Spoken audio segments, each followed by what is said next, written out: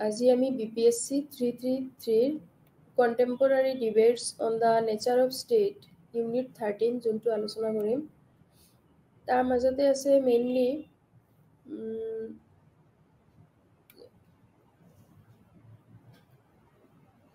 ইন্ট্ৰডাকশন two ফাৰ্ষ্টতে তাৰপিছত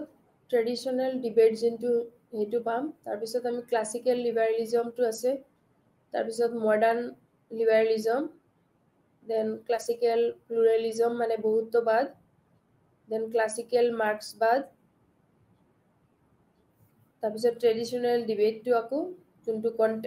কন্টেম্পৰাৰী debate হয় নিঅলিবাৰেলিজম দেন মাৰ্ক্সিজম নিঅপ্লুৰালিজম নৱম বহুত্ববাদ তাৰপিছত ফেমিনিজম মানে নাৰীবাদ দেন কমিউনিটাৰিজম আৰু মাল্টিকালচাৰালিজম যোনটো আমি কওঁ সেইটো তো একচুৱেলি পলিটিকেল সায়েন্সতে ষ্টেটত যদিও বস্তুখিনি পুৰা চেন্ট্ৰেলৰ আন্ডাৰত হয় তাৰপিছতো কিছুমান যোনটো যে সিস্টেমবোৰ আছে সিস্টেমবোৰত বহুত বস্তু যিবোৰ মানে চেঞ্জিং সিস্টেমত হয় সাপোজ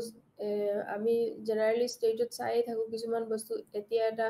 সিস্টেমত চলি আছে এটো চলাৰ পিছত হয়তো সিটিজেন্স অৰ যোনবিলাক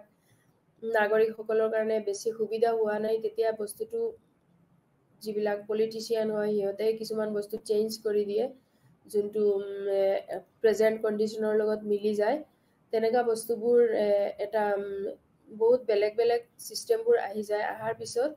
সিস্টেমবিলাকে চেঞ্জ হৈ যায় তো সিস্টেম এনেকা চেঞ্জ হোৱাৰ পিছত তাৰ মাজত কিছুমান সিস্টেমবোৰৰ মাজতে কিছুমান ডিবেট আহি যায় যে কোনটো ভাল কোনটো বেয়া এটোতে কি এফেক্ট হল এটোতে কি ভাল হল তেনেকা সো এই ডিবেটৰ মাজতো কিছুমান বস্তু যেনে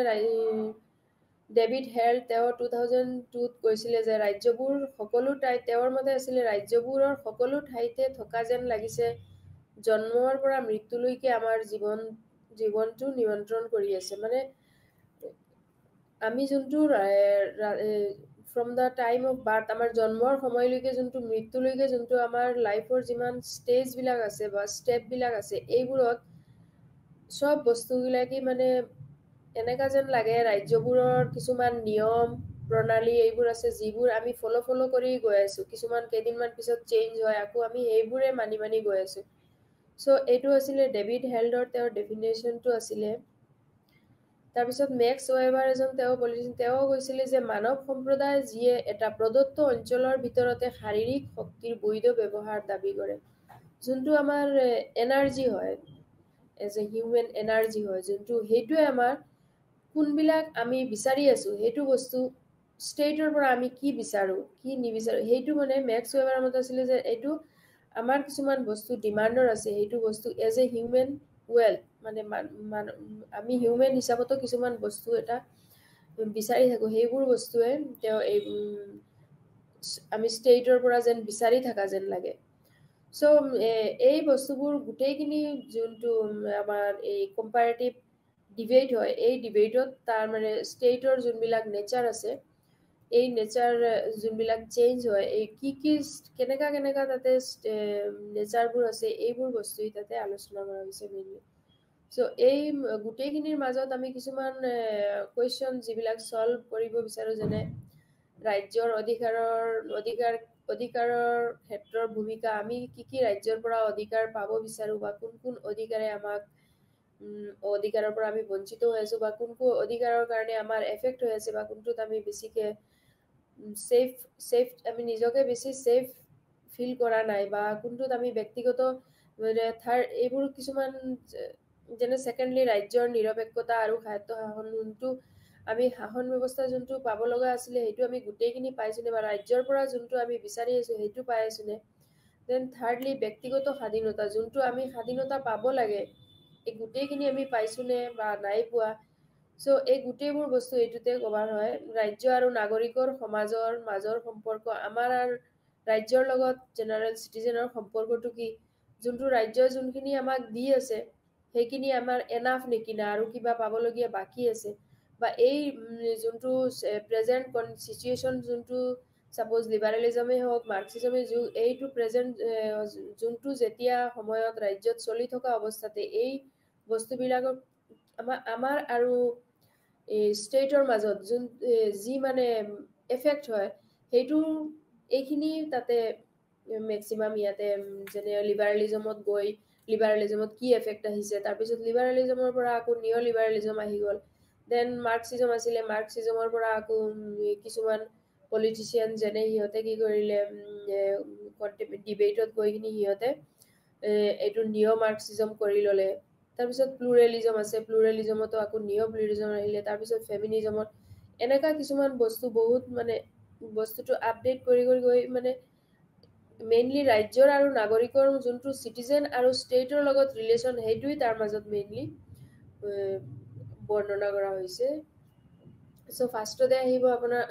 আমাৰ ক্লাছিকেল লিবাৰেলিজমটো চ' মেইনলি আমি উদাৰতাবাদ মানে লিবাৰেলিজম উদাৰতাবাদ এইটো এটা হ'ল কি পুৰণি আদৰ্শ হয় যেনে 16শ শতিকাৰ দিনবোৰক ইয়াৰ উৎপত্তিৰ স্থল বুলিব আমি পাৰোঁ তেতিয়াৰ পৰা বিভিন্ন পৰ্যায়ত এইটো অতিক্ৰম কৰিছে পশ্চিমীয়া নৱজাগৰণৰ নৈতিক লক্ষ্যবোৰক চৰম সত্য হিচাপে ল'বলৈ উমান্তি হৈছিল ইংলেণ্ডত গৌৰৱময় বিপ্লৱেও যেনে 1688ত যেতিয়া ৰজাৰ ঐশ্বৰিক শক্তিক নিন্দনীয় কৰিছিল এইবোৰ বস্তু ফ্ৰান্সৰ বিপ্লৱ যেতিয়া হৈছিলে স্বাধীনতা সমতা ভাতৃত্ববোৰ এইবোৰ বস্তু মুখ্য ধাৰণাৰ সৃষ্টি কৰিছিলে এই বহুত বস্তুবোৰৰ পিছত গৈহে এই লিবাৰেলিজম বস্তুটো ওলাই আছে কিছুমান শাসন ব্যৱস্থাত এটা পাৰ্টিয়ে বেছিকে চাফাৰ কৰিব লগা হয় যোনটো এটা পাৰ্টিয়ে গোটেই সুবিধা পাই আছে আৰু এটা পাৰ্টি এটা সমাজৰ যোনটো নিম্ন স্তৰ হয় নিম্ন স্তৰখিনিতে বেছি চাফাৰ কৰি আছে চ' তেনেকুৱা বস্তুবোৰ বহুত সমাজত অশান্তি সৃষ্টি কৰা তাৰপিছতহে মানে উদাৰতা ক্লাছিকেল লিবাৰেলিজমটো এপ্লাই ষ্টাৰ্ট হৈছিলে যেনে কৰি দিয়া হৈছিলে ৰাজনীতি চিষ্টেমত ত' ৰাজনীতি বিজ্ঞানৰ ইংৰাজ পণ্ডিত যেন হেৰেল লাস্কিয়ে তেওঁ কৈছিলে যে উদাৰতাবাদ বৰ্ণনা কৰিবলৈ সহজ নহয় এইটো সংজ্ঞাটো দিয়াটো বহুত এটা তুলনামূলকভাৱে কম হ'লেও ই মতবাদকৈ শিথিল মনৰ স্বভাৱ এটা লিবাৰেলিজম এইটো ইমান is not so easy to describe but much less to define. So উদাৰতাবাদত এইটো চমু অৰ্থ প্ৰকাশ কৰিবলৈ ই গতিশীল আৰু নমনীয় ধাৰণাও তথাপিও পণ্ডিতসকলে ইয়াৰ এটা সংজ্ঞা দিছিলে যোনটো ভেৰি চিম্পল হয় liberalism is the theory of practice and individual liberty judicial defence and constitutional state যোনটো আমাৰ কনষ্টিটিউশ্যনেল ষ্টেটৰ লগতো ৰিলেটেড হয় এনচাইক্লোপিডিয়া ব্ৰিটানিকা যোনটো হয় অল ৱৰ্ল্ড বেচিকত এইটো এটা ডেফিনিশ্যন আছিলে যোনটো হ'ল is an idea of committed to freedom as a method of policy to government as an organising principle in society and as a way of life for the individual and community. So আমাৰ যোনটো সমাজৰ system আছে সেইটোতেই মানে এই বস্তুটোত organise কৰা হৈছিলে যে আমাৰ ছ'চাইটিৰ যোনটো ৱে অফ লাইফ সেইটোত এটা চেঞ্জিং চিষ্টেম আহিব যোনটো ইণ্ডিভিজুৱেলে কমিউনিটিৰ লগত ৰিলেশ্যনটো ভাল হৈ থাকিব চ' লিবাৰেলিজমৰ কিছুমান যেনেকে বৈশিষ্ট্য তেতিয়া দিছিলে যেনে ব্যক্তি স্বাধীনতা ইণ্ডিভিজুৱেল লিবাৰ্টি দিছিলে যেন ইণ্ডিভিজুৱেল লিবাৰ্টিত এজন ব্যক্তিয়ে যোনটো স্বাধীনতাৰ ক্ষেত্ৰত এইটো এটা আদৰ্শ উদাৰতাবাদ স্বাধীনতাৰ এটা আদৰ্শ হয় যেনে ব্যক্তি স্বাধীনতাৰ ক্ষেত্ৰত ই কৰা সমৰ্থন অপ্ৰশ্নসূচক হয় ই মুক্তিকামী হৈ পৰিছে উদাৰতাবাদীসকলৰ মতে স্বাধীনতা মানুহৰ ব্যক্তিত্বৰ কাৰণে অতি গুৰুত্বপূৰ্ণ ই এজনৰ বিকাশৰ এটা অন্যতম উপায় যোনটো মানে আমি মানুহৰ ব্যক্তিত্বৰ কাৰণে আমি যদি এটা বস্তু ফ্ৰীকে স্বাধীনভাৱে এটা বস্তু নাপাওঁ তেনেহ'লে আমি সেইটো বস্তুৰ পৰা যোনটো আমি উপভোগ কৰাৰ যোনটো আনন্দ বা ফূৰ্তি পাওঁ সেইটো নাপাম সেইটোৰ পৰা বঞ্চিত হৈ যাম চ' এটা বস্তু আমি স্বাধীনভাৱে পাব হ'লে এইটো যদি স্বাধীনতাৰ ভিতৰতে সেইটো আমি পাওঁ তেনেহ'লে এইটোৰ আনন্দ তেতিয়া বেছিকে হৈ যায় জেনাৰেলি। উদাৰতাবাদীসকলৰ মতে সীমিত ৰাষ্ট্ৰৰ ধাৰণাক সমৰ্থন কৰে। ৰাষ্ট্ৰৰ উদাৰতাবাদী ধাৰণাই ৰাষ্ট্ৰক ব্যক্তিত্বৰ কল্যাণ সাধনৰ উপায় হিচাপে গণ্য কৰে। তেওঁলোকে সৰ্বাত্মক ৰাষ্ট্ৰৰ ধাৰণাক বিৰোধিতা কৰে। আকৌ তেওঁলোকে কয় যে এখন বেছি শক্তিশালী ৰাষ্ট্ৰ মানে হ'ল কম স্বাধীনতা থকা ব্যক্তি সমাজ। লকে কৈছিলে, একৰ্ডিং টু লক আছিলে এইটো, তেওঁৰ মতে কি আছিলে, ৰাষ্ট্ৰৰ কাৰ্যাৱলী সীমিত হোৱাৰ কাৰণে ইয়াৰ ক্ষমতাও সীমিত। যেহেতু ৰাষ্ট্ৰই আমাক যোনটো ক্ষমতাটো দি দিছে সেইটোই এটা লিমিটেড, সেইটো লিমিটেড দিয়াৰ কাৰণে আমি যোনবিলাক পাবলগীয়া হয় ৰাষ্ট্ৰৰ পৰা সেইটোও এটা পুৰা লিমিটেড হৈ যায়, যোনটো এটা বাউণ্ডাৰীৰ ভিতৰত মানে বস্তুটো সোমাই আহে। চ' কিছুমান এইবিলাকৰ ক্ষেত্ৰত গৈ কিছুমান উদাৰতাবাদসকলে যোনটো ট্ৰেডিশ্যনেল বা এই কুসংস্কাৰ হয় এইবোৰতো প্ৰতিক্ৰিয়া হিচাপে থিয় দিছে উদাৰতাবাদীসকলে। ইয়াৰ প্ৰকৃতি হিচাপে সকলো প্ৰতিক্ৰিয়াধৰ্মী উপায়সমূহৰ বিৰোধিতা কৰে। উদাৰতাবাদ নৱজাগৰণ আৰু সংস্কাৰৰ পৰা উৎপত্তি হৈছে আৰু ই যুক্তি আৰু বুদ্ধিবাদৰ ওপৰত প্ৰতিষ্ঠিত। এইটো জেনাৰেলি এটা যুক্তিৰ ওপৰত প্ৰতিষ্ঠিত হৈছিলে। কি যুক্তিটো হ'ল ছাপোজ এজন নাগৰিকে কিবা এটা বস্তু উপযুক্তভাৱে পোৱা নাই, যোনটোৰ কাৰণে তেওঁ সমাজত বহুত ধৰণৰ বস্তু চাফাৰ কৰি আছে, এই বস্তুটো তেওঁ ফুল্লি পাবৰ কাৰণে সেইটোত এই যিবিলাক উপায়সমূহ আছিলে এইবিলাকৰ বিৰোধিতা কৰা উদাৰতাবাদৰ জৰিয়তে এইবিলাকক মানে তেওঁ বস্তুখিনি পাব লগা হয় আৰু। চ' উদাৰতাবাদ নৱজাগৰণ আৰু সংস্কাৰৰ পৰা উৎপত্তি হৈছে আৰু ই যুক্তি আৰু বুদ্ধিবাদৰ ওপৰতে মেইনলি প্ৰতিষ্ঠিত। সামন্তবাদী নিষ্ক্ৰিয় মানুহৰ ই বিৰোধিতা কৰে আৰু ই সক্ৰিয় আৰু অৰ্জনকাৰী আদৰ্শবান মানুহক সমৰ্থন কৰে। চ' ডেমক্ৰেচিৰ লগতো উদাৰতাবাদ মেইনলি গণতান্ত্ৰিক চৰকাৰৰে মুখ্য সমৰ্থক। ই জনগণৰ দ্বাৰা জনগণৰ আৰু জনগণৰ বাবেই চৰকাৰ এখন প্ৰতিষ্ঠা কৰি যি বিচাৰে, এখন চৰকাৰে যি সংবিধান আৰু সংবিধানিকভাৱে কাৰ্য সম্পাদন কৰে সেইটোই মানে উদাৰতাবাদী ছাপোৰ্টেড, লিবাৰেলিজমে ছাপোৰ্ট কৰা। চ' এখন চৰকাৰত যি আইন শাসন মানি চলে এখন আৰু সাংবিধানিকভাৱে কাৰ্য সম্পাদন কৰে এখন চৰকাৰে, সেইটো তাৰ যি আইনবোৰ আছে সেইখন শাসনো মানি চলে। চ' এখন চৰকাৰে যিয়ে জনসাধাৰণৰ অধিকাৰ আৰু স্বাধীনতাক নিৰাপত্তা দিয়ে, এইটো এটা এইবোৰ বস্তু উদাৰতাবাদে লিবাৰেলিজমে ছাপোৰ্ট কৰে। উদাৰতাবাদ হ'ল মানে একৰ্ডিং টু মেকগভাৰ্ণ, তেওঁৰ মতে গণতন্ত্ৰ আৰু ব্যক্তিবাদটো আৰু গণতন্ত্ৰ এই দুটাৰ সংমিশ্ৰণেই হ'ল উদাৰতাবাদ। মানে এই দুটাক বচাবলৈ গৈহে উদাৰতাবাদৰ সৃষ্টি হৈছিলে তেওঁৰ মতে। চ'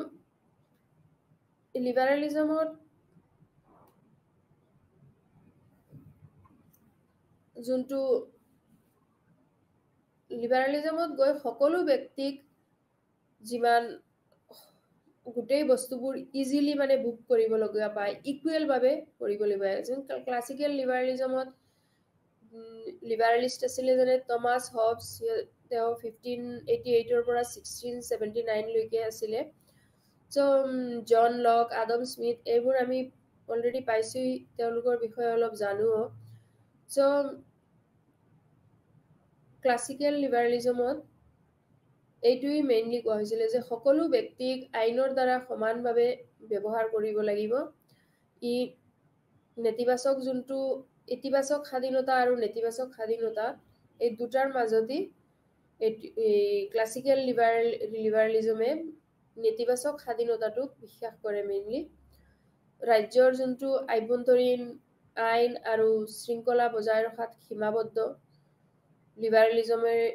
ক্লাছিকেল লিবাৰেলিজমে এইখিনিতো তেওঁ ছাপোৰ্ট কৰে। আৰু বাহ্যিক আক্ৰমণৰ বিৰুদ্ধে সমাজৰ যোনটো সুৰক্ষা সেইটো বিচাৰে লিবাৰেলিজমে, যে সমাজ ব্যৱস্থাত যাতে কোনো আক্ৰমণৰ পৰা সমাজখন সুখত বা শান্তিত জীয়াই থাকিব পাৰে, গোটেইখিনি সুবিধা লৈ গণতান্ত্ৰিক সুবিধা যোনটো নাগৰিকৰ যোনটো অধিকাৰবোধ এইবোৰ গোটেই পোৱাৰ পিছত এইটোৱে জোৰ দিয়ে যে ৰাজ্যৰ কোনো স্বতন্ত্ৰ অস্তিত্ব নাই বা ৰাজনৈতিক শক্তিৰ এক স্বতন্ত্ৰ উৎস নাই। এইটোত জনসাধাৰণৰ সুবিধাটোই এইটোৱে বেছিকে বিচাৰে, যাতে সকলো মানুহে সমানকে সুবিধা পায়, কোনো এটা স্তৰৰ মানুহে যাতে গোটেই সুবিধা পায় আৰু নিম্ন স্তৰৰ মানুহে কিবা নাগৰিক যিসকল তেওঁলোকে যাতে সুবিধা নেপায় তেনেকা নহয়, বা সমাজৰ গোটেইখিনিতে যাতে বিকাশটো হয়, উন্নতিৰ পথত গৈ থাকে, সেইটোৱেই ক্লাছিকেল লিবাৰেলিজমৰ মেইনলি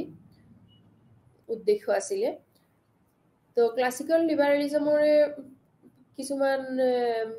বেয়াবোৰ, যিহতে যেতিয়া মডাৰ্ণ লিবাৰেলিজিষ্ট আহিলে, যেনেকা TH গ্ৰীণ বা LT হবহাউছ, তেখেতসকলে কি কৰিলে, ক্লাছিকেল লিবাৰেলিজমত কিছুমান দুখ ওলালে যে এইটোৰ কাৰণে সমাজত কিছুমান উন্নতিত বা বিকাশত অসুবিধা হৈ আছে, পৰিৱেশটো ইমান সুৰক্ষিত নহয়। এইখিনি চাই পেলাই তেওঁলোকে কি কৰিলে, ঊনবিংশ শতিকাৰ শেষৰ ফালে আধুনিক লিবাৰেলিষ্ট যোনবিলাক উদাৰবাদীসকলে স্বাধীনতাক কেৱল ব্যক্তিৰ ওপৰৰ বাহ্যিক সীমাবদ্ধতাৰ অনুপস্থিতিহে হিচাপে নহয়, কিন্তু স্বাধীনতাৰ বাবে সামাজিক পৰিস্থিতিৰ উপস্থিতিও অৰ্থপূৰ্ণ বুলি ধাৰণা কৰে। যে এজন ব্যক্তিয়ে অকলে যে স্বাধীনতাৰ ফালে গোটেইখিনি পাব সেইটো নহয়, যাতে আৰ্থিকভাৱে বা সামাজিকভাৱেও, পলিটিকেলি হওক, ইকনমিকেলি হওক, কালচাৰেলি হওক, গোটেই ফালে যাতে তেওঁ নিজকে ৰিচ বুলি তেওঁ নিজে ফুলফিল বুলি ভাবিব পাৰে। সেই বস্তুটো মডাৰ্ণ লিবাৰেলিষ্ট সকলে ছাপোৰ্ট কৰিছে, আৰু তেওঁলোকে বিচাৰিছে যে সেইটো কাৰণে তেওঁলোকে সেই লিবাৰেলিজমত কিছুমান বস্তু তেওঁলোকে এগেইনষ্ট কৰি পেলাই এইটোৰ বস্তুৰ মডাৰ্ণ লিবাৰেলিজমত এড কৰিছে, আৰু এইখিনি বস্তু যাতে ইকনমিকেলি বা পলিটিকেলি ছচিয়েলি এইখিনিতো সিহঁতে ডেভেলপমেণ্টটো পাব পাৰে। সমাজত যিসকল নাগৰিক কিছুমান ইকনমিকেলি অৰ পলিটিকেলি বা ছচিয়েলি ছাপৰ্টেড নহয়, অলপ উইক হৈ আছে, সিহঁতেও যাতে এই বস্তুখিনি পুৰা তেওঁলোকৰ জীৱনৰ মানদণ্ডটো উন্নত হ'ব পাৰে আৰু সমানভাৱে জীয়াই থকাৰ সমান সুবিধা পায়। সেইটো কাৰণে মডাৰ্ণ লিবাৰেলিষ্টসকলে এইখিনিতে অলপ এইটো সুবিধাটো দি দিছে। তো আধুনিক উদাৰবাদীসকলে যুক্তি দিয়ে যে সমাজ কেৱল তেতিয়াহে সমান হয় যেতিয়া ব্যক্তিসকলে উচ্চ মানদণ্ডত কাম কৰাৰ আৰু জীয়াই থকাৰ সমান সুবিধা পায়। তেওঁলোকে এইটো ইম্পৰ্টেঞ্চ দিছিলে এইটোৰ ওপৰতে, যে এটা সমাজ ব্যৱস্থা অনলি যে চবে ইকুৱেলি এইটো বস্তু সকলোৱে কৰিব পাৰিব তেতিয়াই যে সমাজ ব্যৱস্থা উন্নতি হৈ যাব, সেইটো কোনো সমাজত হ'ব নোৱাৰে। বিকজ এজন মানুহে যিমানখিনি তেওঁৰ ইচ্ছা শক্তি থাকিব, তেওঁ চাগে সেইখিনি কৰিবও নোৱাৰিব। তেওঁ পিছফালৰ পৰা তেওঁ বেকগ্ৰাউণ্ডটো চাগে ল' হৈ আছে। চ' সেইটো কাৰণে এজন উদাৰতাবাদী সকলৰ মতে সমাজত তেতিয়াহে উন্নতি হ'ব যেতিয়া সকলো ব্যক্তিক আমি সকলোখিনি গোটেইবোৰ সুবিধা আমি তাক দিব পাৰিম, আৰু জীয়াই থাকিবলৈ কাৰণে এজন গোটেই নিম্ন সমাজৰ উচ্চ শ্ৰেণীৰ লগত, যেনেকা নিম্ন শ্ৰেণী যদি উচ্চ শ্ৰেণীৰ কিবা বেছি হৈ আছে তেনেহ'লে নিম্ন শ্ৰেণীতো তাক সেই সুবিধাটো অলপ বেছিকে দিব লাগে, চ' দেট তেওঁৰ জীৱনৰ যোনটো মানদণ্ড হয় সেইটো সমান কৰিবলৈ সুবিধা পায়। মডাৰ্ণ লিবাৰেলিষ্টবোৰে আকৌ বৈষম্য হ্ৰাস কৰা, শিক্ষা প্ৰদান কৰা, স্বাস্থ্য সেৱাৰ প্ৰৱেশাধিকাৰ নিশ্চিত কৰা, অৰ্থনৈতিক কাৰ্যকলাপ নিয়ন্ত্ৰণ কৰা আৰু প্ৰাকৃতিক পৰিৱেশ সুৰক্ষিত কৰাটো চৰকাৰৰ ভূমিকা সমৰ্থন কৰে। মডাৰ্ণ লিবাৰেলিষ্ট বোৰে এইটো গভৰ্ণমেণ্টৰ কাৰণেই মানে চৰকাৰকে এইটো ষ্টেপ ল'ব দিছে যে এইটো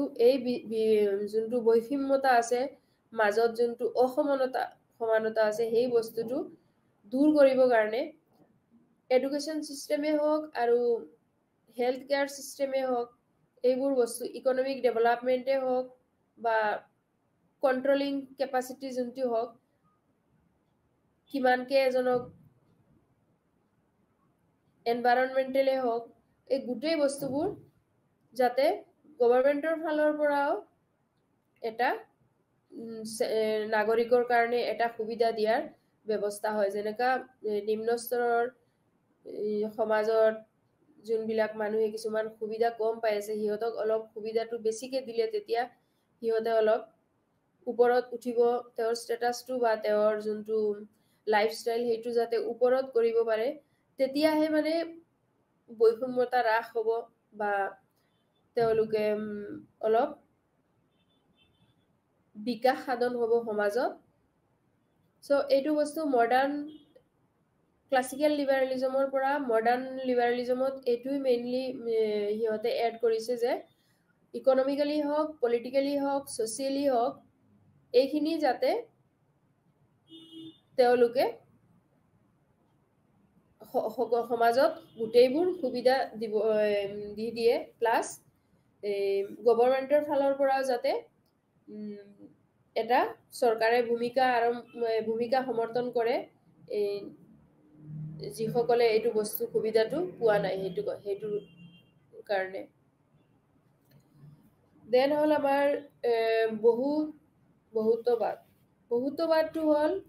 কি প্লুৰেলিজম ক্লাছিকেল প্লুৰেলিষ্ট যেনে ডেভিড ট্ৰুমেন ৰবাৰ্ট ডাল 1950 তেওঁলোকে এইটো প্লুৰেলিষ্ট এইটো এটা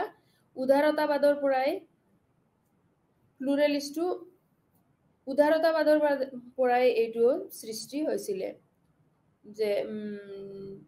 মেইনলি তেতিয়া বহুত্ববাদ মিন্স কি বহুত্ববাদ হৈছে কি এটা বহুত জানে তাতে বহুত কেইটা সমাজৰ সংগঠন তাৰপিছত বহুত কেইটা ভেৰাইটিজ পিপুল সকলো সমাজত বিভিন্ন শ্ৰেণীৰ তাৰপিছত তাতে বহুত ধৰণৰ কালচাৰেল বিলাক গোটেই বস্তুবোৰ বেলেগ বেলেগ হৈ আছে এই বস্তুবোৰক ক্লাছিকেল প্লুৰেলিজমৰ মতে এইটো বস্তু সিহঁতে যাতে প্লুৰেলিষ্ট সকলৰ মতে এই বস্তুবিলাক যাতে সবক মানে একগোট হৈ পেলাই সমাজত আগবঢ়াই লৈ যাব পাৰে সো প্লুৰেলিষ্ট সকলে এইটোই তেতিয়া এটা ডিবেট তেতিয়া ওলাইছিলে যে ক্লাছিকেল প্লুৰেলিষ্টৰ এইটো সো 19বিংশ বহুত্ববাদ হৈছে উদাৰ পৰম্পৰাৰ এটা সম্প্ৰসাৰণ যোনটো এইটো ক্লাছিকেল লিবাৰেলিজমৰ পৰাই এইটো এটা ওলাই আহিছে সো 19th চেঞ্চুৰীৰ লাষ্টৰ ফালে এইটো এবছলিউটিষ্টৰ যোনটো ৰাজ্যৰ মনিচম আৰু নিচন প্ৰক্ৰিয়া হিচাপে উদ্ভৱ হৈছিলে তেতিয়া ৰাজ্যত যোনটো এটা মিছনৰ নিচিনা তেতিয়া ষ্টাৰ্ট হৈছিলে যিবিলাক কিছুমান বস্তু চেঞ্জ কৰিব লগা আছিলে যোনটো ক্লাছিকেল লিবাৰেলিজমৰ কাৰণে বহুত চাফাৰ কৰিব লগা হৈছিলে বেলেগ শ্ৰেণীত বেলেগ সুবিধা পাইছে যাতে গোটেইবোৰে একেলগতে লৈ যাব পাৰে তেতিয়া সেইটো এটা ওলাইছিলে সো ক্লাছিকেল প্লুৰেলিজমৰ সমৰ্থকসকল যেনেকা অৰ্থৰ ফিচাৰ ৰবাৰ্ট দল মেৰী ফলেট ডেভিড ট্ৰুমেন এইবোৰ গোটেই আছিলে বহুত্ববাদৰ সমৰ্থকসকল তেওঁলোকে বহুত্ববাদত সমৰ্থন কৰিছিলে আৰু এই বহুত্ববাদৰ জৰিয়তে সমাজত সমানে গোটেইখিনি সক্ষম হ'ব সুবিধাখিনি পাব এইখিনি তেওঁলোকে কৈ দিছিলে বহুত্ববাদত মতে সকলো গোট চৰকাৰক সংগঠিত আৰু প্ৰাপ্ত কৰিবলৈ সমানে সক্ষম যিমান সকলো গোট চৰকাৰে এইটো সমান সমান সিহঁতে সুবিধা পাই আছে যোনটো যত সকলোক লৈ যাব পাৰে এটা এটা এটা সামাজিক এটা সংগঠনক লৈ যে আৰু এটা সংগঠনক এৰি দি তেনেকা সিহঁতে কৰিব নোৱাৰে তেওঁলোকে ইমান শক্তি আছে তেওঁলোকে যে গোটেই সবক লৈ এইখিনি তেওঁলোকে চলিব পাৰে ৰাজ্যখন তেওঁলোকৰ মতে ৰাজ্যখন এখন নিৰপেক্ষ প্ৰতিষ্ঠান ষ্টেট হয় এটা নিৰপেক্ষ প্ৰতিষ্ঠান যাতে সকলোৰ কাৰণে একগোট হৈ তেওঁলোকে কাম কৰিব পাৰে আৰু তাতে কোনো যে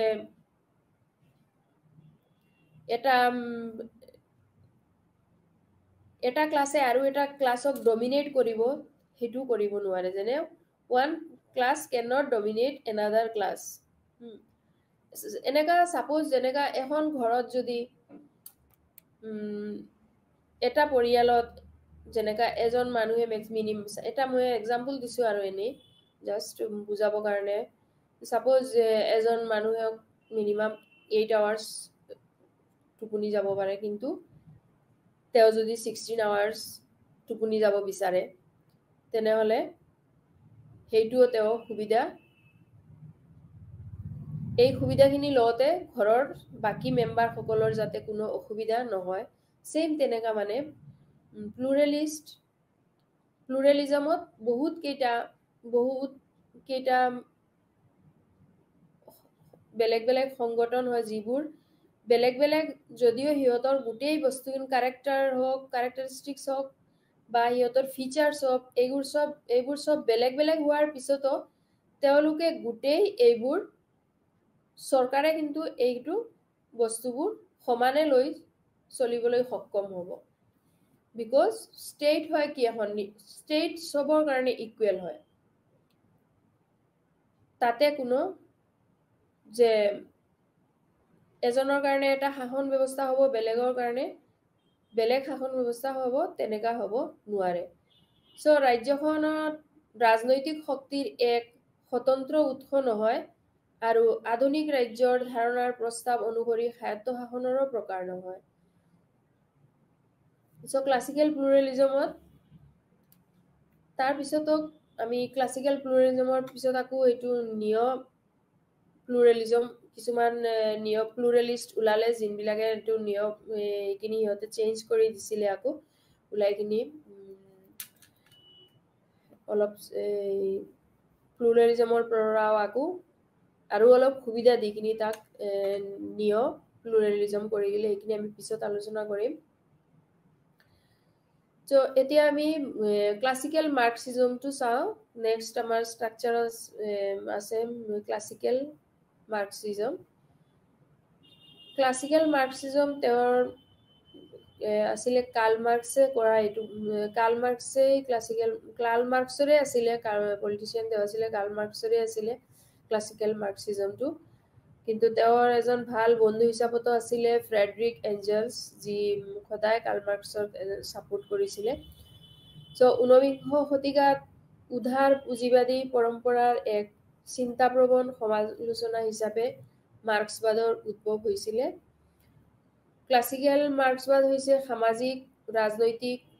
বৌদ্ধিক ধৰ্মীয় আৰু আইনী ব্যৱস্থাৰে গঠিত সুপাৰ গাঁথনি নিৰ্ধাৰণ কৰা আধাৰ ক্লাসিক্যাল যোনটো মাৰ্কসিজম হয় মাৰ্কসবাদৰ মানে তাতে এটা ধাৰণাই আছিল যে কোনো এই সমাজত যোনটো পুঁজিবাদী ব্যৱস্থা আছিল এইটোৰ কাৰণে সমাজত বেছিকে কি হৈ আছিল বহুত লুজাৰ হৈ আছে মানুহ যিমানখিনি সমাজৰ ব্যৱস্থাত যোনটো পাব লগা ওপৰৰ ধনী শ্ৰেণীৰ কাৰণে গৰীব শ্ৰেণীবিলাক আৰু গৰীব হৈ গৈ আছিল আৰু গৰীব যোনটো দুখীয়া শ্ৰেণীৰ কাৰণে ৰিচ বিলাক আৰু ৰিচ যেহেতু হিয়তে গোটেইবোৰ কাম কাজ চলাই আছিল সেইটো কাৰণে এইখিনি তেওঁলোকে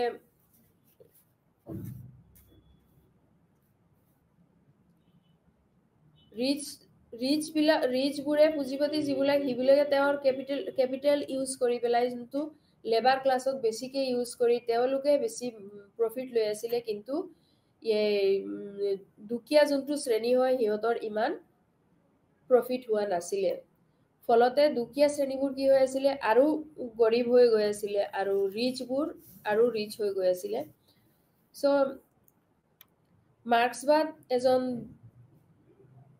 মাৰ্কচিজম যোনটো সেইটো হয়, আৰু মাৰ্কসবাদ মানে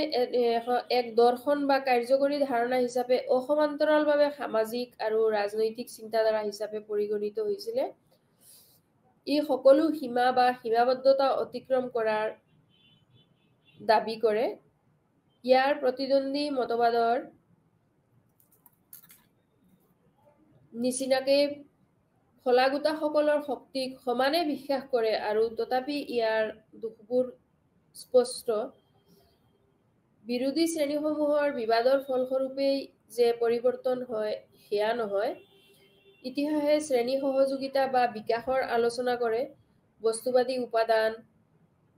যদিও চৰকাৰী বা মুখ্য হ'ব পাৰে, ই সমাজৰ গোটেই জটিলতাসমূহ ব্যাখ্যা কৰাৰ যথোপযুক্ত নহয়।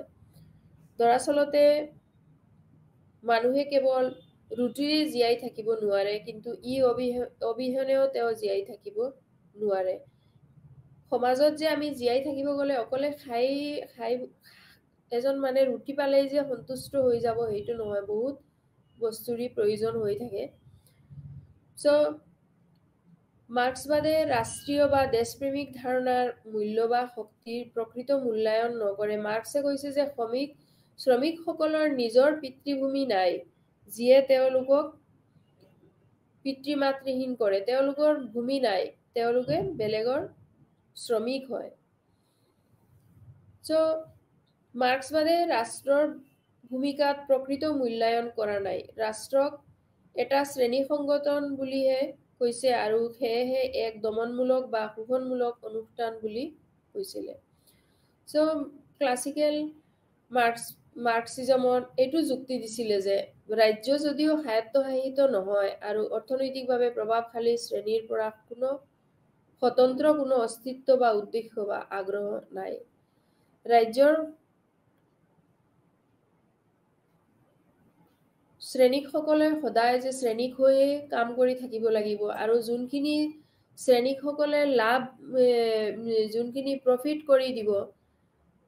মালিকসকলৰ, এই প্ৰফিটখিনি গোটেইবোৰ অকলে মালিকেই ভোগ কৰি আছে, শ্ৰমিকসকলে ভোগ কৰা নাই। চ' এই বস্তুটো তেওঁ যুক্তি দিয়ে যে অৰ্থনৈতিকভাৱে তেওঁলোকৰ চৰকাৰৰ ফালৰ পৰা বা গভৰ্ণমেণ্টৰ ফালৰ পৰা কোনো এই শোষণমূলক ব্যৱস্থাৰ পৰা তেওঁলোকে মুক্তি পোৱা নাই। সেইটো কাৰণে শ্ৰমিকসকল সদায় যে শ্ৰমিকে হৈ থাকিব, আৰু যিবিলাক এই এটা যে পৰম্পৰা ট্ৰেডিশ্যনেল এটা চলি আছে, যোনটো যে এই বস্তুটোৰ পৰা তেওঁ মেইনলি এটা সমাজক এই বস্তুটোৰ পৰা তেওঁ এটা সমাজখনক মুক্তি দিব বিচাৰিছিলে, যে সাম্যবাদী সমাজ দিয়ে সমাজবাদী সমাজ অনুসৰণ কৰে, ই যাতে শ্ৰেণীহীন বা ৰাষ্ট্ৰহীন সমাজ, যেনেকা পুঁজিবাদী সমাজ ধ্বংস হোৱাৰ পিছত এখন শ্ৰেণীহীন সমাজ প্ৰতিষ্ঠা হ'ব, বা শ্ৰেণীহীন সমাজত শ্ৰমিকসকলে অফিচ বা ফেক্টৰী য'ত কাম কৰে তাত প্ৰত্যেকে নিজৰ সামৰ্থ্য অনুসৰি কাম পায়, প্ৰত্যেকে সামৰ্থ্য অনুসৰি কাম পোৱা, এইটোৱেই সাম্যবাদী সমাজে, যিয়ে সমাজবাদী সমাজ অনুসৰণ কৰে, ই শ্ৰেণীহীন বা ৰাষ্ট্ৰহীন সমাজ হ'ব। তেওঁ এইটো বিচাৰিছিলে।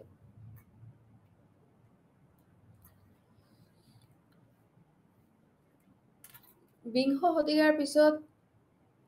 তেতিয়া প্ৰত্যেকটো যোনটো উদাৰতাবাদে হওক, প্লুৰেলিজমে হওক, মাৰ্কসিজমে হওক, এই গোটেইবোৰ এটাৰ যোনটো সমসাময়িকতা ডিবেটত আহি গ'ল, আহি কিনি তাক এটা অলপ গোটেই চাৰিটা ভাগকে অলপ চেঞ্জ কৰি দিয়া হৈছে। যেনেকা নিঅ' লিবাৰেলিজমক দিয়া হ'ল নিঅ' লিবাৰেলিজম, দেন মাৰ্কচিজমক নিঅ মাৰ্কচিজম, প্লুৰেলিজমক নিঅ প্লুৰেলিজম। চ' এইবোৰ বস্তু বহুত এটা ডিবেটৰ নিচিনা বস্তুবোৰক অলপ এইখিনি কিছুমান নিউ যোনবিলাক প্লুৰেলিষ্ট হয়, লিবাৰেলিষ্ট, দেন মাৰ্কচিষ্ট, সিহঁতে অলপ এইখিনি বস্তুত অলপ চেঞ্জেছ বিচাৰিছিলে বিংশ শতিকাৰ পিছত। প্ৰথমতে ডাঙৰ চৰকাৰৰ দ্বাৰা চিহ্নিত অভূতপূৰ্ব সামাজিক, অৰ্থনৈতিক আৰু ৰাজনৈতিক বিকাশ, যে চৰকাৰৰ দ্বাৰা এইখিনি যাতে সুবিধাটো পায়, যোনটো আমি এই লিবাৰেলিজমত পাইছিলো, যে অনলি লিবাৰেলিজমত, নিঅ লিবাৰেলিজমত সিহঁতে কি বিচাৰিছিলে, যোনটো যাতে পলিটিকেলি হওক, ইকনমিকেলি হওক আৰু ছচিয়েলি তেওঁলোকে যাতে বিকাশটো কৰে লগত। আৰু ছেকেণ্ডলি পুঁজিবাদ আৰু গণতন্ত্ৰ বিশ্বব্যাপী প্ৰসাৰ, যাতে এই বস্তুটো যাতে আৰু বস্তুটো বিয়পি পৰে, যাতে গোটেইবোৰ শ্ৰমিক সমাজৰ যাতে অলপ উন্নত হয়। বজাৰ অৰ্থনীতি, থাৰ্ডলি বজাৰ অৰ্থনীতিত ব্যৱসায়ৰ শক্তি বৃদ্ধি, যোনটো ইকনমিক পৰ্যায়ত, যোনটো ইকনমিকেলি অলপ ডেভেলপমেণ্ট হ'ব লাগিব। তাৰপিছত পৰিচয় ৰাজনীতিৰ উত্থান, যোনটো এই ৰাজনীতি বিজ্ঞানত, ৰাজনীতিৰ ক্ষেত্ৰত যাতে এইবোৰ বস্তুৱে জাগা লৈ অলপ সকলো যাতে নাগৰিকবিলাকৰ ক্ষেত্ৰতহে হওক, গোটেইবোৰত যাতে সুবিধা পায়। দেন উদাৰবাদী, মাৰ্ক্সবাদী, বহুত্ববাদীসকলে তেওঁলোকৰ নিজ নিজ পৰম্পৰাগত দৰ্শনৰ মূল মূল্যবোধবোৰ অনুসৰণ কৰি উন্নীত উদাৰবাদী, মাৰ্ক্সবাদী আৰু বহুত্ববাদীসকলক সংশোধন কৰিছিলে। এইবোৰে তেওঁলোকে আকৌ যোনবিলাক মাৰ্ক্সিষ্ট আছিলে, প্লুৰেলিষ্ট আছিলে বা লিবাৰেলিষ্ট আছিলে, তেওঁলোকেই নিজৰ যোনটো ট্ৰেডিশ্যনেল, যোনটো ক্লাছিকেল যোনটো আছিলে, এইবিলাক ক্লাছিকেল ফিলচফিৰ জৰিয়তে, যোনটো ট্ৰেডিশ্যনেল ফিলচফি আছিলে, এইবোৰৰ ওপৰত ভেলুটো চাই কিনি, ভেলু অনুসৰণ কৰি তেওঁলোকে এই লিবাৰেলিজম, মাৰ্ক্সিজম আৰু প্লুৰেলিজমক অলপ সংশোধন কৰিছিলে। চ' নিঅ লিবাৰেলিজমত কি সংশোধন কৰিছিলে, যেনে 1970 নিঅ লিবাৰেলিজমত মুক্ত বজাৰ অৰ্থনীতিবিদৰ কামৰ সৈতে অৰ্থনীতিত যাতে এই বস্তুটো তেওঁ অৰ্থনীতিৰ লগত ইকনমিকেলি মিলাই দিছিলে, যাতে ইকনমিকেলি যদি ডেভেলপ হয়, তেতিয়াহে বস্তুখিনি গোটেই সমাজৰ যোনটো ডেভেলপমেণ্ট হয়, সেইটো আৰু অলপ ইকনমি ৰিলেটেড কৰি দিছিলে, যাতে আৰু অলপ তেতিয়া উন্নত হয়। যেনেকা লিবাৰেলিজমৰ লগত এই প্ৰাইভেটাইজেশ্যন, দেন গ্লবেলাইজেশ্যন, এইবোৰো আহি গৈছিলে। চ' এটা বস্তুৰ লগত আৰু এটা ৰিলেটেড হৈ যায়। নিঅ লিবাৰেলিষ্ট যেনে ফ্ৰিডমেন, ৰবাৰ্ট নজিক, এইবোৰ আছিলে, তেওঁলোকে হ'ল নিঅ লিবাৰেলিষ্ট। চ' নিঅ লিবাৰেলিজমে স্বাধীনতাক আন স্বাধীনতাৰ বাবে প্ৰাথমিক মূল্য আৰু অৰ্থনৈতিক স্বাধীনতা হিচাপে গণ্য কৰে। দেন নিঅ লিবাৰেলে আকৌ অধিবক্তাসকলে ৰাজ্যসমূহে নিৰপেক্ষ নহয়, কিন্তু নিজৰ স্বাৰ্থ পূৰণ কৰে। নিঅ লিবাৰেলিজমত সমসাময়িকভাৱে বজাৰমুখী সংস্কাৰ নীতি, যেনে মূল্য নিয়ন্ত্ৰণ আঁতৰ কৰা, মূলধন বজাৰ নিয়ন্ত্ৰণ মুক্ত কৰা, বাণিজ্যিক বাধা হ্ৰাস কৰা, এইবোৰো বুজাবলৈ ব্যৱহাৰ কৰিছিলে। যেনে যেতিয়া লিবাৰেলাইজেশ্যনটো যেতিয়া বেছি হৈ গ'ল, তেতিয়া প্ৰাইভেটাইজেশ্যনতো বেছি ইম্পৰ্টেঞ্চ আহি গ'ল। যেনে প্ৰাইভেটাইজেশ্যনত ইম্পৰ্টেঞ্চ আহি গ'ল, তেতিয়া ব্যৱসায় বাণিজ্যত গৈ বস্তুবোৰ গ্লবেলাইজড হৈ গ'ল। চ' এইবোৰ বস্তুত যাতে কোনো বাধাবিলাক হ্ৰাস পায়, সেইটো বস্তু কৰিছিলে, বঢ়াই দিছিলে।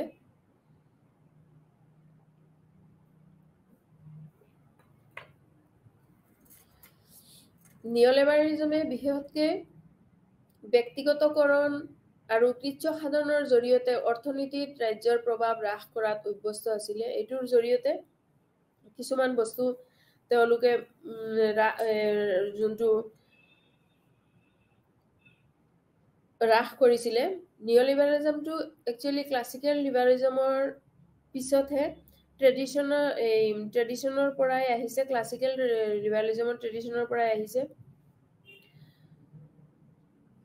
নিঅ' প্লুৰেলিজম লঞ্চ হৈছিলে ক্লাছিকেল প্লুৰেলিজমৰ পিছতে। প্লুৰেলিষ্ট টকিঅ'ভিলৰ মতে তেওঁ কৈছিলে যে political system requires the individual have large number of specific interests. যেতিয়া political individualৰ এটা কি হ'ব লাগিব, large number of interest থাকিব লাগিব জেনাৰেল পাব্লিকৰ, চিটিজেন্সৰ, তেতিয়াহে এইটো বস্তুটো ইম্পৰ্টেঞ্চটো বেছি হ'ব। টকিঅ'ভিলৰ মতে এইটো আছিলে, কৈছিলে তেওঁ যে one class cannot dominate another class. এটা ক্লাছে আৰু এটা ক্লাছক ডমিনেট কৰি ৰাখিব নোৱাৰে। সো নিঅ'লিবাৰেলিজমত যথেষ্ট বিকাশ হৈছিলে। দেন আমি নিঅ' চাওঁ। নিঅ' মাৰ্ক্সবাদৰ এটাই সংশোধিত সংকৰণ আছিলে। নিঅ' মাৰ্ক্সিজমৰ যিবিলাক মাৰ্ক্সৰ যিবোৰ আদৰ্শ বা তেওঁ যোনবোৰ ফল' কৰিছিলে সেইটোৰ পৰাই অলপ তেওঁলোকে বিংশ শতাব্দীত এইখিনি চেঞ্জ কৰিছিলে। যেন ক্লাছিকেল মাৰ্ক্সবাদৰ অৰ্থনৈতিক নিৰ্ণয়বাদৰ ধাৰণাটো তাতে অৰ্থনৈতিক যোনটো ইকনমিকেলি ছাপৰ্টটো লগত দিব বুলি তেওঁলোকে এড কৰিছিলে। অৰ্থনৈতিক যোনটো ছাপৰ্ট সেইটো হয়। ছুপাৰ ষ্ট্ৰাকচাৰৰ আপেক্ষিক স্বায়ত্তশাসনৰ সপক্ষে হ্ৰাসবাদ, যোনটো শাসন ব্যৱস্থাত গৈ পেলাই যোনটো যিবিলাক সমাজৰ নিম্ন স্তৰৰ যোনবোৰ কৰ্মচাৰী বা আছে, সিহঁতক যিবিলাক শ্ৰমিক আছে তেওঁলোকৰ কাৰণেও শাসন ব্যৱস্থাটো যাতে তেওঁলোকৰ পক্ষত থাকে সেইটোও বিচাৰিছিলে। তাৰপিছত নৱ মাৰ্ক্সবাদে মেক্স ৱেবাৰৰ সামাজিক অসাম্যৰ বিষয়েও বহল বুজাবুজি যোগাযোগ কৰে। যেনে মাৰ্ক্সবাদী দৰ্শনত স্থিতি আৰু শক্তি, সামাজিক যোনটো অসাম্যতা আছিলে, যেনে সমাজৰ অসমতা যোনটো মালিক শ্ৰেণী দৰিদ্ৰ শ্ৰেণীৰ মাজত যোনটো যিবিলাক যেনেকা মালিক শ্ৰেণী যদি সাপোজ মালিক শ্ৰেণী 1 লাখ ইনভেষ্ট কৰিলে, শ্ৰমিক শ্ৰেণীক দিলে 20,000, তেওঁ কেপিটেল সাপোজ 30 দিলে, দেন তেওঁ বেনিফিট পালে 50, কিন্তু এই 50টো অকলে কোনে পালে? মালিকে পালে, শ্ৰমিকে নেপালে। শ্ৰমিকে তেওঁৰ 22 পালে। তেওঁলোকৰ মতে আছিলে যে এই 50 তেওঁৰ যোনটো মালিকৰ পৰা মালিকে যোনটো 52 পালে, এই 52টোৰ পৰা যাতে তেওঁ শ্ৰমিককো এটা মানে অংশ দিয়ে। কিয় এই যে বেনিফিটটো যোনটো মালিকে যোনটো বেনিফিটটো পাই আছে, এইটোতো তেওঁ শ্ৰমিকৰ কষ্টৰ কাৰণেই তেওঁ এইটো পাই আছে। কিন্তু সমাজ ব্যৱস্থাত কি এইটো তেওঁ মালিকে আকৌ এই 50টো লগাই তেওঁ আকৌ বেলেগ আৰু 20 জন শ্ৰমিক লগাই তেওঁ আকৌ 50 লগাই 1 লাখ পাই আছে,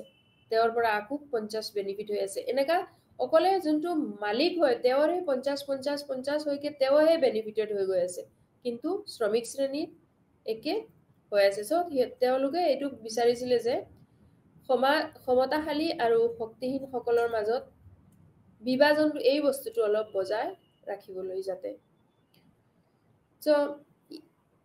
নিঅ' মাৰ্ক্সিজমে বিশ্বাস কৰিছিলে যে অৰ্থনৈতিক ব্যৱস্থাই এক শ্ৰেণী ধনী শ্ৰেণীৰ মালিক আৰু এক দৰিদ্ৰ শ্ৰেণীৰ শ্ৰমিক সৃষ্টি কৰে। তেওঁলোকে এইটোও বিশ্বাস কৰে যে ক্ষমতাশালী আৰু শক্তিহীন সকলৰ মাজত বিভাজন বজাই ৰাখিবলৈ কিছুমান সামাজিক প্ৰতিষ্ঠান যেনে গীৰ্জা, কাৰাগাৰ আৰু বিদ্যালয় এইবোৰো সৃষ্টি কৰা হৈছে, যাতে তাতে গৈখিনি কোনো শ্ৰমিক আৰু মালিকৰ মাজত কোনো ডিফাৰেন্স নাথাকে, একে দেখুৱায়, এইটো তেওঁলোকে বিশ্বাস কৰিছিলে নিঅ মাৰ্কসিজমত। আকৌ নিঅ প্লুৰেলিজমত সেম 1970s আকৌ চাৰ্লছ লিংব্লম, জে.কে. গলব্ৰেথ তেওঁলোকে নিঅ প্লুৰেলিজমতো অলপ এইখিনি বঢ়াই দিছিলে। নৱবহুত্ববাদত এইটো এটা বহুত্ববাদৰ এটা সংশোধিত সংস্কৰণ এই নিঅ প্লুৰেলিজম। নৱবহুত্ববাদ হৈছে গৱেষণাৰ ফলাফল বা সামাজিক বিজ্ঞানৰ আৰ্হিৰ এটা শ্ৰেণী, যেনে এল্টিজম বহুত্ববাদ, নিগমবাদ, যি হৈছে ৰাজহুৱা নীতিৰ কিছুমান ক্ষেত্ৰত শক্তি আৰু নীতি নিৰ্ধাৰণৰ গাঁথনি। এইটো যিবোৰ শক্তিটো যাতে এটা ক্লাছে বেছিকে আৰু এটা ক্লাছৰ ওপৰত ডমিনেট কৰিব নোৱাৰে, এইটো বস্তু নৱবহুত্ববাদে গৱেষণা কৰি দিছিলে যে যাতে তাতে যিবোৰ বহুত্ববাদত যিবোৰ ভুল আছিলে এই বস্তুবোৰ নৱবহুত্ববাদত আহি পেলাই অলপ এই বস্তুবোৰ অলপ নীতি নিৰ্ধাৰণ বিলাক কিছুমান চেঞ্জ কৰি দিছিলে সমাজত। তাৰ পিছতো আমি ফেমিনিজম, নিঅ প্লুৰেলিজম, ফেমিনিজমটো হল মেৰী ৱেলষ্টনক্ৰাফ্ট 1792, তাৰপিছত জেছ মিল, বেটি ফ্ৰেডনেন, এইবোৰ তেওঁলোক ফেমিনিষ্ট হয়। ফেমিনিষ্টসকলে এইখিনি তেওঁলোকে ফেমিনিজমটো ষ্টাৰ্ট কৰিছিলে তেতিয়া। চ' ফেমিনিজম কি হয়? ফেমিনিজম হ'ল এটা নাৰীবাদ, যেনে সমাজত আজি তেতিয়া সমাজত চলি আছে নাৰীবাদ, এইবিলাক বস্তুবোৰ চেঞ্জে হৈ আছে। আগতে যেনেকা ক'বলৈ গ'লে বহুত চেঞ্জ হৈছে, এতিয়াও হ'লেও নাৰীবাদ বস্তুটো যেনেকা এনেকা লাগে যে বস্তুটো আপডেটে হৈ গৈ আছে। চ' নাৰীবাদ হৈছে এক সামাজিক আৰু ৰাজনৈতিক আন্দোলন যিয়ে লিংগৰ সমতাৰ ভিত্তিত মহিলাৰ অধিকাৰ বাবে ওকালতি কৰে। যোনটো যেনে এটা পুৰুষে যিমান সুবিধাটো পাইছে, নাৰীক ইমান সমান সুবিধাটো দিয়া নাই, কিন্তু তেতিয়া এইটো লৈ বহুত আন্দোলন হৈছিলে, ৰাজনৈতিক আন্দোলন যিবোৰ তেতিয়া। কিন্তু আজিৰ যুগত আমি ক'বলৈ গ'লে বহুতখিনি নাৰীয়ে এইখিনি সুবিধা পাইছে বা পাই আছে। তো নাৰীবাদ হৈছে এটা সমাজৰ যোনটো ব্যৱস্থা হয়, যোনটো পুৰুষসকলে যোনটো সুবিধা পায় সেইটোখিনি নাৰীসকলে যাতে সুবিধা পায়, এইটো দিয়া, যাতে ই লিংগৰ মাজত পাৰ্থক্যটো অস্বীকাৰ নকৰে, কিন্তু সুযোগত সমানতা, এইটো নাৰী যে নাৰী হয় সেইটো নাৰী হ'ব, পুৰুষটো পুৰুষে হ'ব, কিন্তু যাতে পুৰুষ হৈ পেলাই যে এইটো সুবিধা বেছি পাব, কিন্তু নাৰী হৈ পেলাই এইটো সুবিধাটো নাপায়, যেনে পঢ়া শুনা হওক, কিবা পলিটিক্সৰ ফালে হওক, বাহিৰত চাকৰি কৰাই হওক, যি হওক, সমাজৰ যোনটো বাকী যোনবোৰ নাৰীৰ দায়িত্ব যোনখিনি নাৰীয়ে এইখিনি কৰিবই, তাৰ পিছতো যাতে পুৰুষে যোনখিনি যে শ্ৰেষ্ঠতাৰ দিশত নালাগে, কিন্তু ইকুৱেলিটিৰ দিশত কাম কৰিব লাগে, যাতে ইকুৱেলি শ্ৰেষ্ঠ হ'ব বিচৰা সেইটো কোৱা নাই, কিন্তু তেওঁলোকে কৈছিলে যে শ্ৰেষ্ঠতাৰ দিশত নহয়, বাট ইকুৱেল সমতাৰ দিশত যাতে কাম কৰে। তেওঁলোকৰ যাতে নাৰীবাদ মহিলাৰ শ্ৰেষ্ঠতাৰ দিশত নহয়, তেওঁলোকে যাতে নাৰীয়ে সমান সুবিধা পায়, যাতে সমাজত হওক, গোটেইবোৰতে হওক, ব্যক্তি হিচাপতে হওক, অৱগত অপচন্দক সন্মান কৰে, যাতে বিশ্বাস কৰে যে এজন ব্যক্তিক বিচাৰ কৰাৰ ক্ষেত্ৰত দুটা মানদণ্ড থাকিব নালাগে। আইনী ক্ষেত্ৰতে হওক, যি ক্ষেত্ৰতে হওক, যে পুৰুষৰ ক্ষেত্ৰত এটা আইন হ'ব আৰু নাৰীৰ ক্ষেত্ৰত এটা আইন হ'ব, তেনেকা হ'ব নালাগে। কিবা এটা সুবিধাৰ কাৰণে এই সমাজৰ যোনটো সুবিধা, সেইটো ক্ষেত্ৰত নাৰীৰ প্লেচতে আছে, কিন্তু যাতে পুৰুষে এইখিনি কৰিব পাৰে বুলি আজিৰ যুগত নাৰী স্পেচত যোৱাতকৈ লৈ চব গোটেইবোৰতে সমান হৈ আছে। কিন্তু তেতিয়া কি আছিলে, এইবোৰ ইমান নাছিলে। নাৰীক তেতিয়া এটা বহুত নিম্ন স্তৰত তেতিয়া আছিলে, যাতে নাৰীক অকলে ঘৰত মেক্সিমাম ক'ৰবাত স্কুলত পঢ়িব পাৰে বা কিবা পঢ়িব পাৰে এনেকা। তো এইটো বস্তু নাৰীবাদীৰ মতে এইটোৱে হৈছে যে সামাজিক ক্ষেত্ৰতে হওক আৰু ৰাজনৈতিক ক্ষেত্ৰতে হওক তেওঁলোকে এইটো কি কৰিব লাগে, এটা সমানতা পাব লাগে, পুৰা সমান অধিকাৰটো পাব লাগে, যাতে পুৰুষে যিমান পাইছে নাৰীকো এইটো নাৰীক শ্ৰেষ্ঠতাৰ দিশত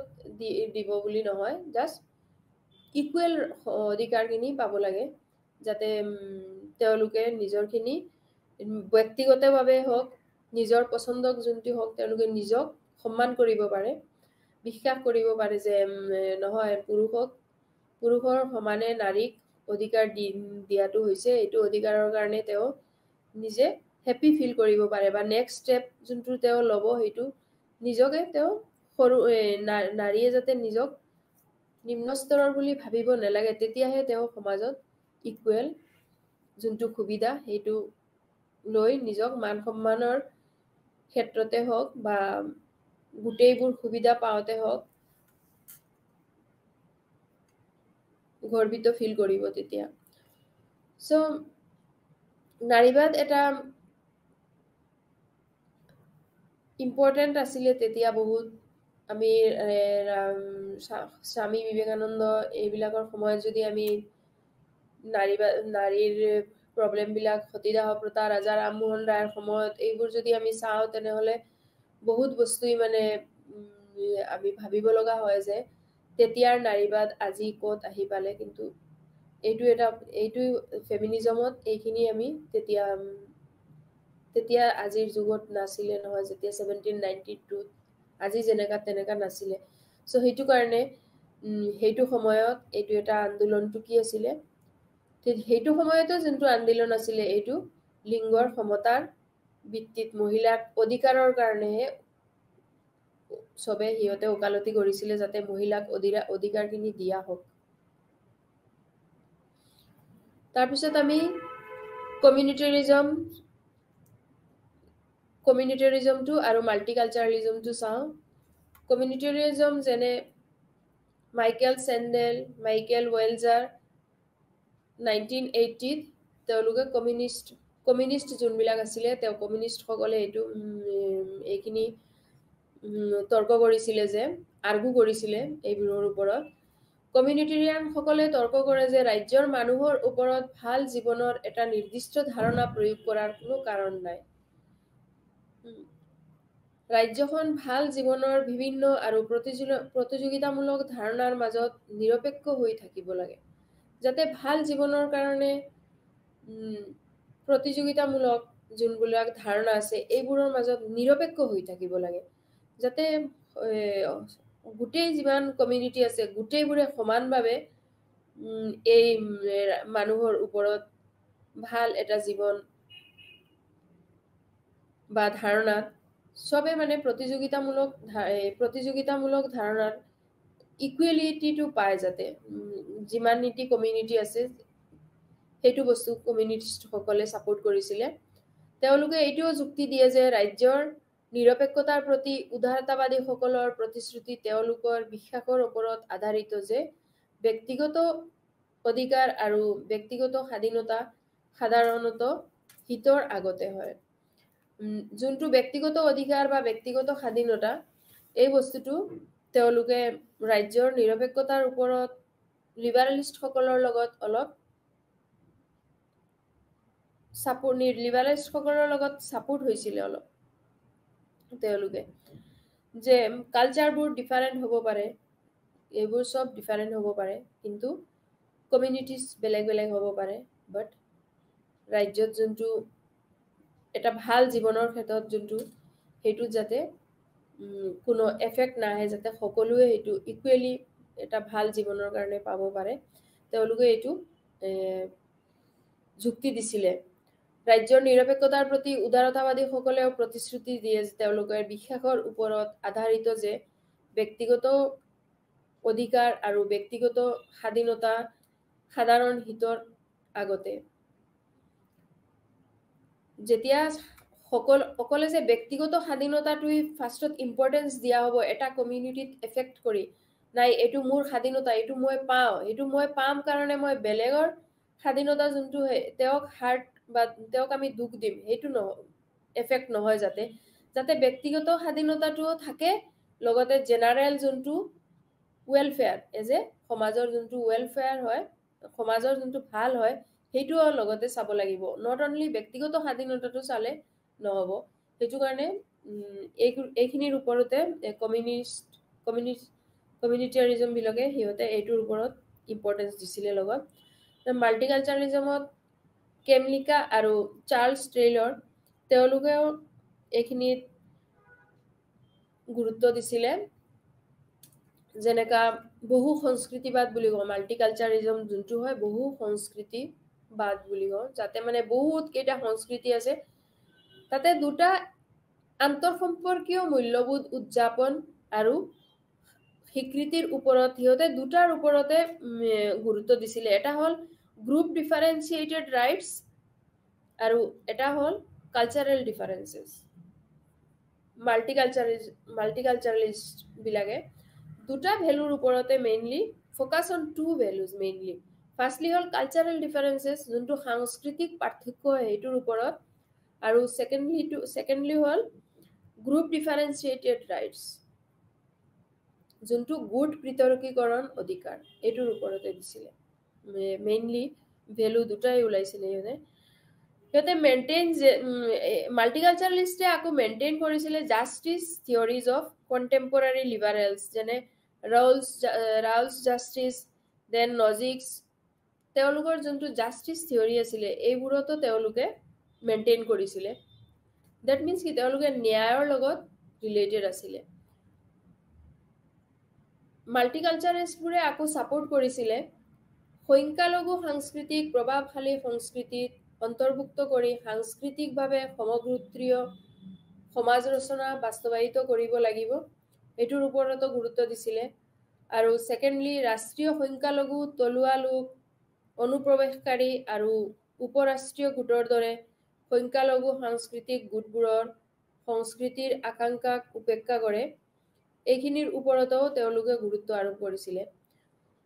ছাপোৰ্টো কৰিছিলে তেওঁলোকে এনকাৰেজ কৰিছিলে যে সাংস্কৃতিক যোনটো প্ৰভাৱশালী হয় এইখিনিৰ ওপৰতে সাংস্কৃতিকভাৱে সমগোত্ৰীয় সমাজ ৰচনা বাস্তৱায়িত কৰিব লাগিব আৰু সমাজৰ যোনটো সংখ্যালঘু বা পিছপৰা শ্ৰেণী আছে অনুপ্ৰৱেশকাৰী সিহঁতকো যাতে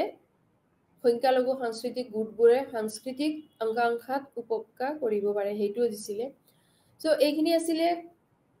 কমিউনিটাৰিজম আৰু মাল্টিৰিজম চ' আমি আজি এইখিনি ডিছকাছ কৰা হ'ল আমাৰ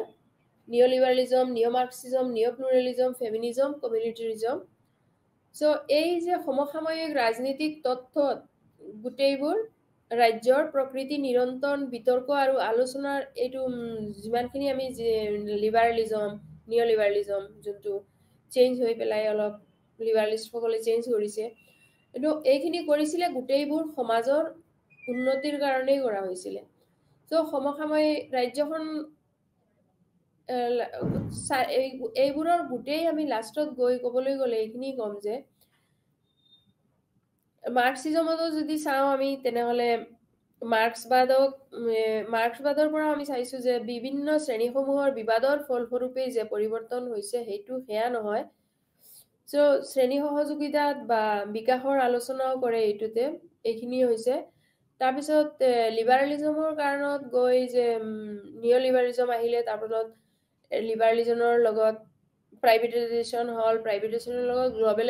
বস্তুটো গ্ল'বেলাইজ হ'ল বিশ্বজুৰি যোনটো ব্যৱসায় বাণিজ্য এই গোটেই বস্তুবোৰ যিমানে আমি চেঞ্জেছ এটা আহিছে সমাজত এটা উন্নতিৰ দিশো আহিছে সেইটো হয়ে চ' আমি কনক্লুশ্যনত ক'বলৈ গ'লে এইখিনি ক'ম যে সমসাময়িক ৰাজনৈতিক তথ্যৰ ৰাজ্যৰ প্ৰকৃতি নিৰন্তৰ বিতৰ্ক আৰু আলোচনাৰ অধীনতে আছে তাৰপিছত ৰাজ্যখনৰ প্ৰতি এই সকলো সমসাময়িক দৃষ্টিভংগীয়ে ৰাজ্যখনক এক অভূতপূৰ্ব ধৰণে চায়।